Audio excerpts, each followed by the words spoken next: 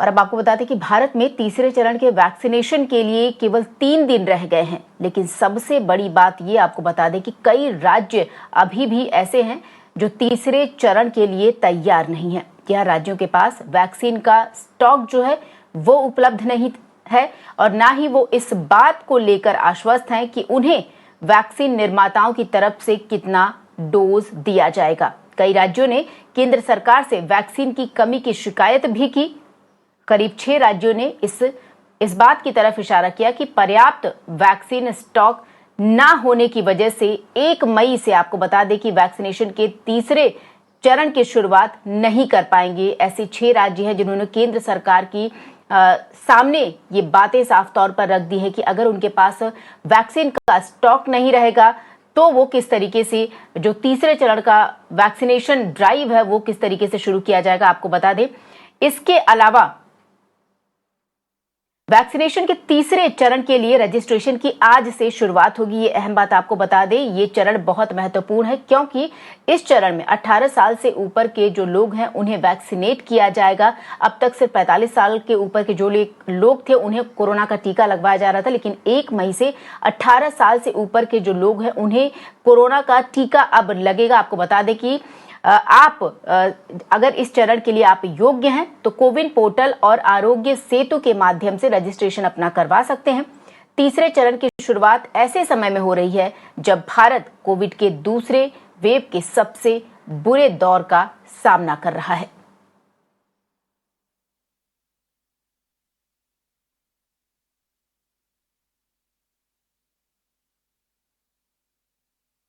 आपको बता दें कि किस तरीके से वैक्सीनेशन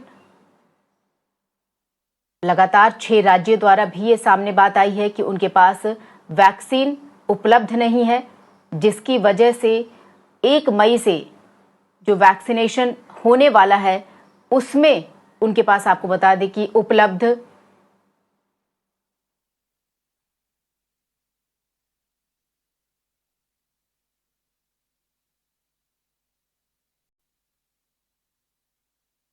और चलिए सीधे आपको ले चलते हैं हमारे सहयोगी आयुष्मान इस वक्त हमारे साथ जुड़े और ज्यादा जानकारी लेकर। आयुष्मान, सबसे पहले तो तीसरे चरण की शुरुआत होने जा रही है, लेकिन साफ तौर पर यह है कि कई राज्यों के सामने से ऐसी बातें सामने आई हैं कि उनके पास जो वैक्सीन डोज है वो उपलब्ध नहीं है। उन्हें पता भी नहीं कि वैक्सीन निर्माता कंपनी उन्हें कितना डोज देंगी। तो ऐसे में वैक्सीनेशन ड्राइव का जो तीसरा चरण है उनके लिए एक तरीके से चुनौती भरा है। इस तरीके से राज्यों के सामने से ये खबर आ रही है। हाँ जी, हाँ बिल्कुल श्वेता, अगर आप देखें तो जो एग्जिस्टिंग स्टॉक है जो कि सेंटर का राज्यों के पास है उसमें बहुत ज्यादा कमी आई है। यानी उत्तर प्रदेश को अगर आप हटाते हैं और उसमें भी उत्तर प्रदेश में भी संख्या कम हो गई होगी क्योंकि कल सुबह के ये आंकड़े हैं और कल दिन भर वैक्सीनेशन हुआ है। तो देश में किसी भी राज्य के पास 10 लाख से ज्यादा डोजेज नहीं बचे हैं। यानी कि अगर सभी राज्य अपनी पूरी कैपेसिटी के हिसाब से वैक्सीनेशन शुरू करते हैं तो 3 लाख तक वो वैक्सीनेशन कर पाते हैं या 2 लाख तक करते हैं। तो कोई भी डोज जो कोई भी वैक्सीन की जो खपत जो है वो करीब करीब 3 दिन से ज्यादा उनके पास की स्टॉक ही नहीं है। ऐसे में अब क्या होगा? केंद्र ने इस बात को साफ कर दिया है कि अब आपको ये डोजेस जो दिए जाएंगे वो आप सिर्फ 45 से ऊपर के एज ग्रुप पे लगा सकते हैं। जो नई डोजेस की प्रक्रिया होगी जिसको आप प्रोक्योर करेंगे कंपनियों से, उन डोजेस को आप 18 से 44 की उम्र में लगाएंगे। तो नए डोजेस की प्रक्रिया जो खरीदने की है श्वेता, उसमें अभी कहीं कोई क्लैरिटी नहीं है क्योंकि सीरम इंस्टीट्यूट और भारत बायोटेक दोनों ने ये बात साफ कर दी है कि उनकी जो प्रोडक्शन कैपेसिटी है वो अभी इतनी नहीं है कि वो राज्यों को जितना हम उनकी इच्छा है उतनी वैक्सीन दी जाए। कई राज्यों में तो सीरम इंस्टीट्यूट ने ये तक कहा है कि 15 मई से पहले वो कुछ भी नहीं दे सके। तो मौजूदा स्थिति में अगर आप देखें तो 3 दिन बाद भारत में सबसे बड़ा वैक्सीनेशन ड्राइव है। इसको लिबरलाइज्ड अप्रोच कहा जा रहा है, लेकिन वैक्सीन की जो संख्या है राज्यों के पास वो बहुत ज्यादा लिमिटेड है, सीमित है। और ऐसे में किस तरीके से 1 तारीख को 18 साल से ऊपर के लोगों को वैक्सीन लगेगी, इसमें पूरी तरीके से कोई क्लैरिटी नहीं है क्योंकि कुछ भी पता नहीं है राज्यों के पास क्या वैक्सीन की उपलब्धता है और क्या वो नियम बना पाएंगे। इसमें कोई भी क्लैरिटी नहीं है श्वेता। जी बिल्कुल कोई भी क्लैरिटी नहीं है राज्यों के पास। और आयुष्मान, आपका शुक्रिया हमारे साथ जुड़ने के लिए। और इस बीच ये भी बता दें कि 18 साल से अधिक उम्र के सभी नागरिकों के लिए वैक्सीनेशन की शुरुआत में केवल 3 दिन रह गए। लेकिन राज्यों में वैक्सीन की उपलब्धता को लेकर जिस तरीके से ये बातें सामने आ रही हैं वो भी चिंतापूर्ण है कि उनके पास स्टॉक नहीं है। उसकी वजह से वैक्सीनेशन ड्राइव उन्होंने साफ तौर पर कहा कि किस तरीके से चलाया जाए, उनमें राज्यों में लेकर ये कई बातें हैं जो खुलकर सामने आ रही हैं। और आपको बता दें कि कहीं ना कहीं आपको ये भी बता दें कि महाराष्ट्र सरकार ने 1 मई से वैक्सीनेशन के तीसरे चरण की शुरुआत को लेकर सवाल खड़े कर दिए हैं। जी हां, राजस्थान सरकार का कहना है कि सीरम इंस्टीट्यूट ने 15 मई तक वैक्सीन उपलब्ध ना होने की बात कही है।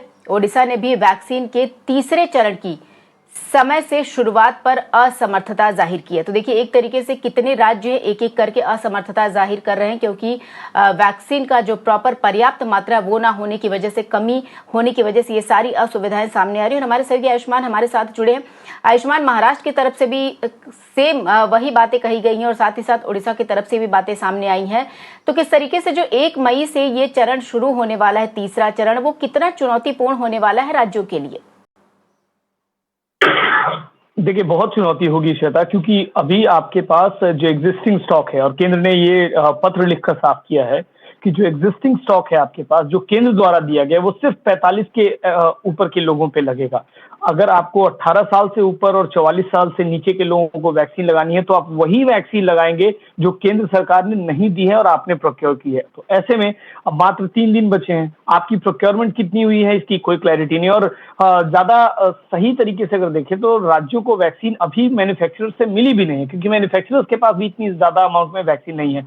तो आप जो 1 तारीख का देख रही हैं श्वेता, 1 तारीख की जो टाइमलाइन देख रही हैं, चाहे वो राज्य उड़ीसा हो, चाहे वो दिल्ली हो, वो महाराष्ट्र हो, यहाँ तक कि छत्तीसगढ़ ने भी इस बात की आशंका जाहिर की है कि 1 तारीख को वैक्सीनेशन 18 से ऊपर की नहीं कर पाएंगे, क्योंकि उनके पास स्टॉक ही नहीं है। और जो केंद्र का स्टॉक है वो 45 साल से ऊपर में लगना है। तो मौजूदा स्थिति में अगर आप देखें, एक तरफ उनके पास अपना नया स्टॉक नहीं है, वहीं दूसरी ओर जो केंद्र ने उन्हें दिया है उसमें भी बहुत तेजी से कमी आ रही है। तो 1 तारीख का जो लक्ष्य है श्वेता, वो देखिएगा आप, कहीं ना कहीं उससे पूरा करने में, उसे की शुरुआत करने में कहीं ना कहीं राज्यों को तकलीफ जरूर आ रही है, और इसी बात की वो लगातार चर्चा कर रहे हैं। जी, लगातार इसी बात की चर्चा हो रही है। और आयुष्मान, आपका बहुत बहुत शुक्रिया।